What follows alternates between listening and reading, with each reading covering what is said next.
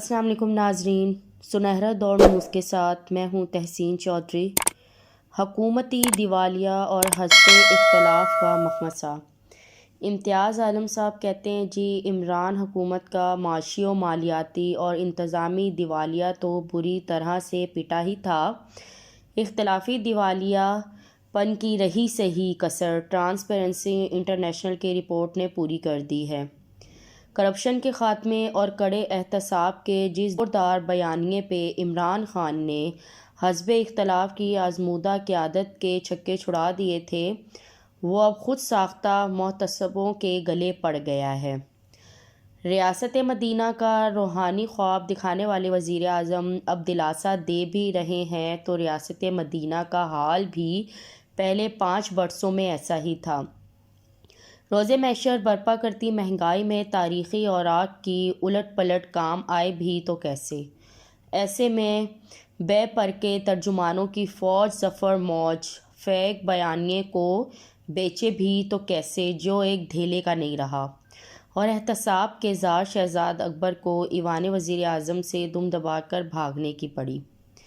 ایک جمہوری طور پر فیک حکومت، فیک بیانیہ اور فیک اخلاقی جواز کے ساتھ بیساکھیوں کے سہارے وقت گزاری نہ کریں تو کریں بھی کیا کہ کرنے کو سوائے اپوزیشن کو کوستے رہنے کے اس کے پلے کچھ نہیں، لیکن پلے اپوزیشن کے بھی کچھ نہیں۔ اس کے باوجود کہ محتسبوں کے پلے بھی کچھ نہ پڑا اور حزب اختلاف کی قداور قیادت اور احتساب کے شکنجے سے صاف بچ نکلتی نظر آ رہی ہے۔ اپوزیشن کو خود اپوزیشن مات دینے پر تلی بیٹھی ہے، جس طرح سینٹ میں اسٹیٹ بینک کی خود مختاری کے بل پہ نام نہاد اکثریتی متحدہ اپوزیشن کو شکست ہوئی، اس پہ شرمندگی چھپائے نہیں چھپتی۔ قائد حزب اختلاف یوسف رضا گیلانی سمیت اپوزیشن کے 8 اراکین غیر حاضر پائے گئے۔ معلوم نہیں کس کے فون پر حکومت کو چیئرمین سینٹ صادق سنجرانی کے فیصلہ کن ووٹ کے ساتھ 43 ووٹ اور حزب اختلاف کو 42 ووٹ پڑے۔ اس پر اب ماتم کیسا؟ یادش بخیر، یہ یوسف رضا گیلانی اسلام آباد سے قومی اسمبلی کے حلقہ انتخاب سے حفیظ شیخ کے خلاف رکن منتخب کرائے گئے تھے۔ پھر صادق سنجرانی کے خلاف کھلی اکثریت کس طرح اقلیت میں تبدیل کرائی گئی تھی، اور پھر حکومتی بینچوں سے ایک آزاد گروپ کی مدد سے یوسف رضا گیلانی کیسے قائد حزب اختلاف مقرر کرائے گئے تھے، تو ایک اہم بل پر قائد حزب اختلاف کی دانستہ غیر حاضری سے حکومت کی ایک ووٹ سے فتح اور اپوزیشن کی اخلاقی شکست پر پیپلز پارٹی اپنے قائد حزب اختلاف کے خلاف کوئی تادیبی کارروائی کرنے کو تیار ہے۔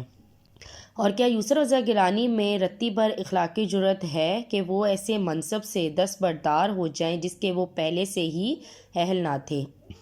سینٹ میں اپوزیشن کی اس خود شکستگی کے بعد تو ان ہاؤس تبدیلیوں کے غبارے سے ہوا نکل جانی چاہیے۔ ویسے بھی ان ہاؤس تبدیلیوں کی باغ دوڑ حکومت کے ہاتھ میں ہے نہ اپوزیشن کے۔ جس سرعت سے پارلیمنٹ سے درجنوں بل بما منی بجٹ منظور کروائے گئے ہیں، اس کے بعد کیا امید رہ جاتی ہے؟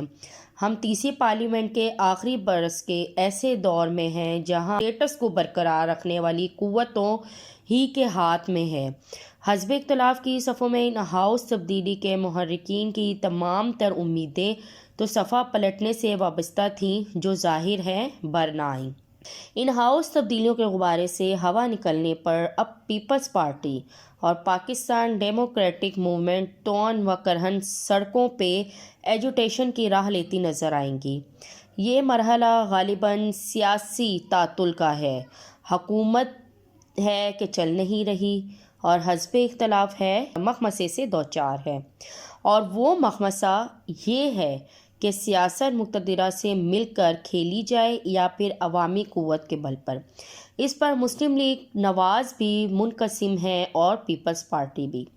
نواز شریف، مریم نواز اور مولانا فضل الرحمان ڈائریکٹ ایکشن کی جانب چلتے ہیں تو میاں شہباز شریف اور لیگی شرفا پاؤں پڑ جاتے ہیں۔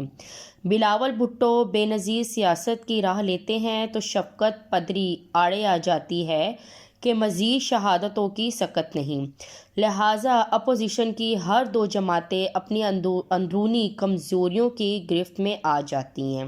جس عطار کے لونڈے سے دوا مل سکتی ہے اس سے ابھی دوا مل نہیں رہی، اور ملے بھی تو اسی پرانی تنخواہ پہ۔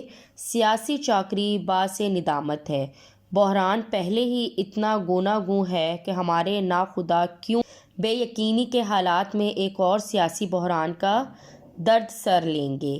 سسٹم کو ابھی اندر سے ممکنہ خطرہ نہیں، سوائے اس کے کہ اقتدار سے نکالے جانے پہ خطرناک ثابت ہونے کا دعویٰ کرنے والے خودکش حملہ نہ کر بیٹھیں اور اپنے ساتھ ساتھ سسٹم کو بھی لے بیٹھیں۔ ویسے بھی باصول جمہوری سیاست کو ایسی کیا جلدی پڑی ہے؟ اسے کیا ضرورت ہے کہ وہ تحریک انصاف کی حکومت کے ملبے کی مصیبت اپنے سر لے؟